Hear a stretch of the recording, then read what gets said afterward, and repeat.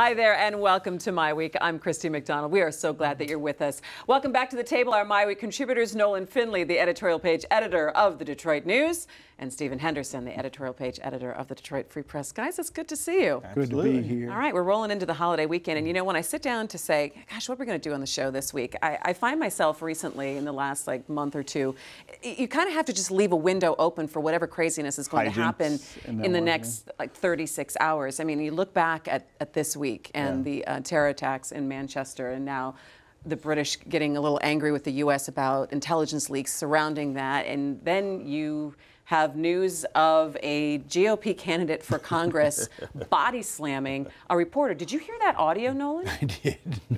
Yeah, I mean, but I you bet laugh he wins about by 20 it. points. Oh my God, you laugh about it. But this guy is facing, who has his election today, and he is facing assault charges right now. Misdemeanor assault charges, yeah. I still believe he'll probably help him more than hurt him. But people don't really like us. Well, but I think that's a bigger question or a bigger concern about what's going on right now. He had a solid lead out there. It'll be interesting to see how that plays. Well, and they also had early voting as well. It's actually worse for Republicans if he wins, because then he's a story, right? Now the story continues. What happens to the charges?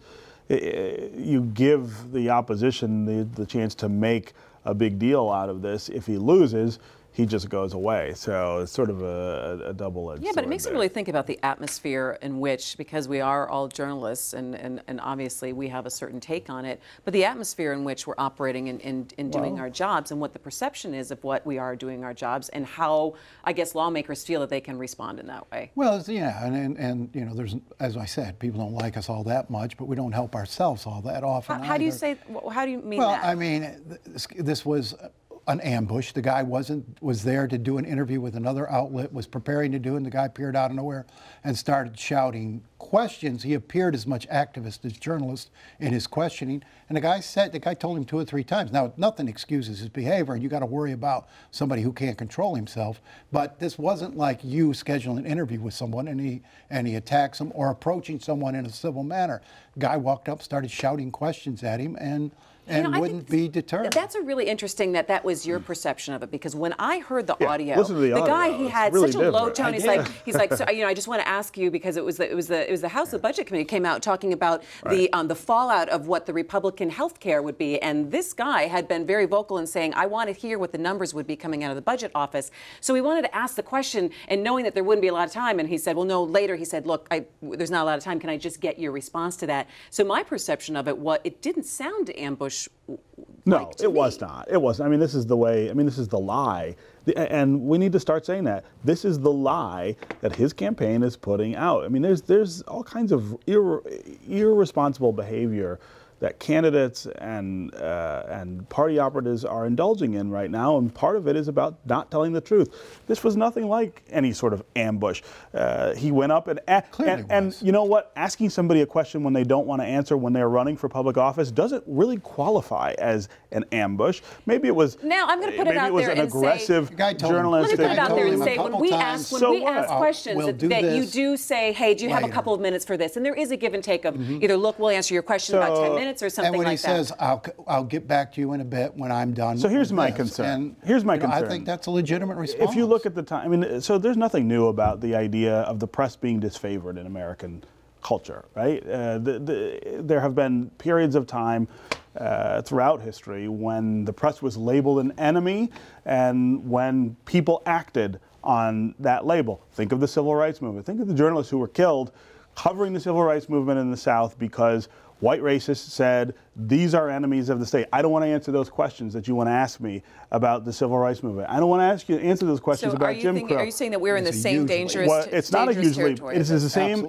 What is the issues today are different, but the rhetoric is exactly the same. You have the President of the United States labeling the press an enemy of the state. I mean, and everyone just sort of blows that off. That's the way we have been in previous times where journalists' lives have been in danger. Let me ask you this, Nolan. Do you believe that members of the Republican Party and leadership should come out and say something against this guy, or say something in any way for or against? Well, I think, certainly I think the Republican Party should say we don't accept this kind of behavior. I don't think every Republican needs to stand up and say, oh gosh, I think that's a little bit absurd. Every time something happens, every Republican has to answer for somebody else's bad behavior. Fair enough. I think you're responsible for your own behavior. I think the party should disavow this behavior. But again, the election, the voting is when.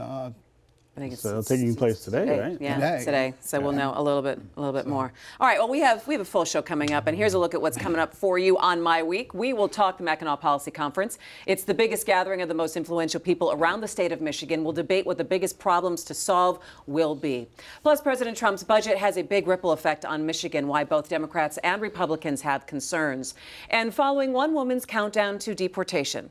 It's a One Detroit story that's in depth on immigration, and that is all coming up for you. But we are starting with a look ahead at tackling some of the biggest challenges Michigan is facing. The Detroit Regional Chamber puts on the Mackinac Policy Conference every year for state leaders, from politicians to CEOs to educators. Sandy Baruah, the CEO of the Detroit Regional Chamber, talks about the focus of this year's conference. We're looking to the future. And one of the things that is going to impact Michigan more than just about anything else is the advent of big data and the autonomous vehicle and connectivity. So we're going to talk about that and what that means for Michigan's future, because if we're not overly competitive in that space, our economic future in Michigan is going to be a challenge. So that's theme number one. Theme number two is closing the opportunity gap. We have 90,000 open jobs in the state of Michigan right now, but we still have swaths of our citizens that are underemployed or unemployed. Why is that? Because we have a skills gap. So we've got to close that opportunity gap. That's theme number two. And our third theme, and we think we can solve this in about a day and a half, is restoring civility in American politics. Let's hope. You think it's going to take a day and a half? Well, I mean, maybe 2 days. No, I mean, this is one of the biggest issues in our society today, is how do we talk to each other again? How do, if you're on the left, how do you talk to someone on the right? Because, for someone who's been in politics my entire life at the national level, what always struck me is that our end goals are always the same. We want more jobs, we want a better society, we want a better environment. Just the path to get there differs. But just because our path differs doesn't mean we can't talk to each other, we can't respect each other, we can't learn from each other. And that is something that in our society today we've moved away from. Detroit Public Television has been covering the Mackinac Policy Conference and streaming it live so everyone around the state can see it for the past 6 years or so. So I love when we always go up here and we're able to kind of take the pulse of where Michigan is right now. And let me start with you, Nolan. What do you expect to hear, and what are, I think, maybe some of the biggest topics of conversation? I've got a little bit of a list here that I've made, but what do you sense that are going to be the biggest topics of conversation about Mackinac next week? Well, I think the schools and education get a lot of attention. I know I think Vidi's going to be up there, the new school superintendent. Yeah, he will be. That was sort of unexpected. So I think there'll be a lot of discussion about what the business community needs to do to assist him or help him, or if there's anything they can do to help the school district. I mean, remember, this is a business conference, and so everything that's discussed will be coming from a business perspective. And so the engagement of the business community with the schools, they've been burned many, many times in that regard. I remember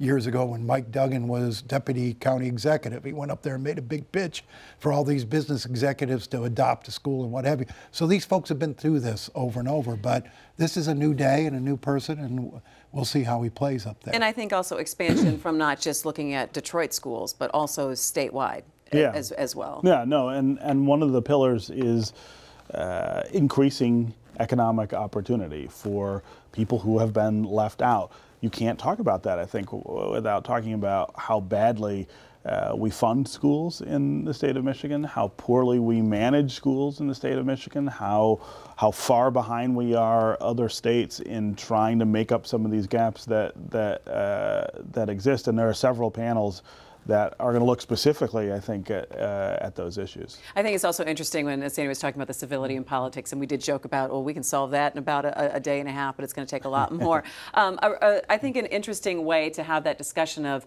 gosh, how can we all get along, Nolan? Well, I mean, that's always been a civil environment up there, and I mean, it's conducive to it. You have a lot of conversations going on the porch and informally. Steve and I are going to be working on it Thursday night at our big bourbon party that we hold up there. That always makes things go a little more smoothly. You know, it's one of the things you do up there to try to bring people from various places, bring them out of their comfort areas and put them together with other people. And, well, maybe listening to socialize. people that have different point of view and have them maybe stop and listen for. Well, that's one of the values of the conference. A couple of unofficial items on the agenda, and I think that people are going to be talking about is looking at the governor's race for 2018. Stephen, give me an idea of what you think the conversation is going to be. We know that Brian Calley has some sort of announcement coming out on Tuesday. Yeah. I don't know. I wonder what that's going to be. I don't know. You know, I think you think it's that he's going to run. I think it might. I definitely think he's definitely going to run. I guess he's going to run. I don't know. I would like to see Brian Calley in the race. So I think that's actually a good thing. I think it's always good to have a good primary, you know, going into these things. And I think he's a really interesting contrast to Bill Schuette. The Democratic side is also getting more interesting, far more interesting, with Mark Bernstein, who is a close friend of mine, someone I've known for about 30 years, really thinking seriously about doing this, and I think that changes the picture on that side pretty dramatically if he gets in. Well, if he is thinking seriously about it, and I believe he is, I know he's starting to put together some pieces of at least the start of a campaign. He needs to be on that island this week. He can't cede the island to her. And you know, if you're going to run for governor next year, you need to be up there this week. Okay, a couple of agenda items as well, or things that are happening in the legislature right now that I want to talk to. Teacher pensions, there's been a conversation up there as well, and also a part-time legislature seems to be. There's a lot more conversation happening around that. Nolan, I'm going to toss that over to you. What do you think is the there does seem to be some impetus for a part-time legislature. Bill Schuette wrote a piece in our paper yesterday, I think, who are talking about the need for that. It doesn't work unless it's tie-barred to repeal of term limits, or at least a lengthening of term limits. The worst thing you could do is have a part-time legislature and a term-limited legislature, so you really have amateur hour up there. I think they need to be looking at both of these measures, and I don't think you can do that through the legislature because they won't touch term limits. It looks too self-serving. So I would rather see a proposal that tie-barred the two. Teacher pensions, I mean, it's got to be done. There's got to be a fix to teacher pensions. They're consuming every year more and more dollars that should be going in the classroom. There's $26 billion unfunded liability. We got to look out to the future and see how to get ahead of this. And the most sensible option is to say, if you're coming in as a new teacher, we're putting you into a 401k style pension plan and do whatever bonding you need to do. And we're going to pay you less than you would make in another state, and we're going to treat you as if every problem that we have in the schools is your fault. So you're saying it's going to make everything look more unattractive. Why would you take a job teaching in Michigan? I mean, there's almost no incentive now, and now you're going to wipe out yet another one. I mean, this is going in the opposite direction. It's not top 10 when you look at urban districts like Detroit and things like that. The places where it matters. All states have urban districts. Well, most states but the places where it matters that you attract, that it's more difficult to attract the highest caliber teachers, we offer the least incentives. And as long as we're doing that, we can't even talk about whether we're going to get to a better space. I mean, this is part of the problem with the rhetoric in Lansing, is that it is always about, let's find the cheapest way to do whatever it is we need to do, as opposed to, let's focus on the quality of the outcome first, and then figure out how much it costs. And we've got that upside down. Ninth highest in the country in education spending per student, 44th in performance. You know, there's not that direct correlation between money and performance. So we're proving the best schools that turn out.